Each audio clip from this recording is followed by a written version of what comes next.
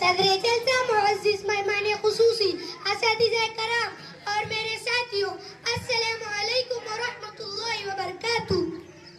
आप तमाम को यौम आज़ादी की पुरखुलूस मुबारकबाद।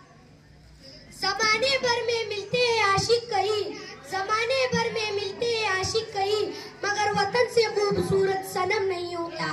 सोने के कफन में लिपट मरे शख्स कहीं, सोने के कफन में लिपट मरे शख्स कहीं, तिरंगा से खूबसूरत कोई कफन नहीं होता। आज 15 अगस्त यानी आजादी का दिन है।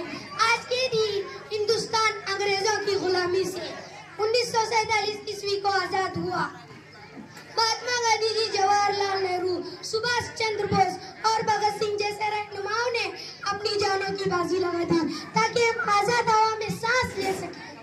मेरे साथियों, जब हम आजादी की जदोजहद की बात करते हैं तो हमें ये याद रखना चाहिए कि हर मजहब और हर तबके ने इसमें हिस्सा लिया।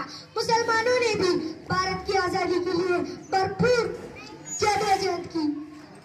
मौलाना अबुल कलाम आजाद एक अजीम रहनुमा थे जिन्होंने भारत की आजादी के लिए भरपूर जदोजहद की। इनका मानना था हिंदू और मुसलमान दोनों को मिलकर अंग्रेजों के खिलाफ लड़ना।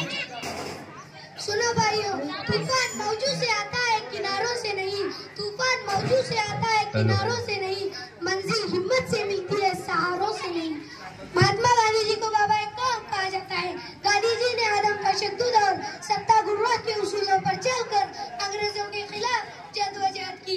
गांधी जी का नारा था, करो या मरो, डू और डाई। सरदार वल्लभ भाई पटेल, जिन्हें आयरन मैन ऑफ इंडिया कहा जाता है, इन्होंने मुख्तलिफ रियासतों को एक कर लेकर एक मजबूत भारत की बुनियाद रखी। सुभाष चंद्र बोस जिन्होंने इंडियन नेशनल आर्मी बनाई और अंग्रेजों के खिलाफ जंग लड़ाई। इनका नारा था, तुम मुझे खून दो, मैं तुम्हें आजादी दूंगा। ये वो लोग थे जिस तरफ झुक पड़े, तारीख साजी के कारनामे अंजाम दिए या वो कहीं के इन्हें के लिए तारीखी की। सुना भाइयों, उकाबेरू जब बीदार होती है जवानों में, उकाबेरू जब बीदार होती है जवानों में, नजर आती है उसको अपनी मंजिल आसमानों में।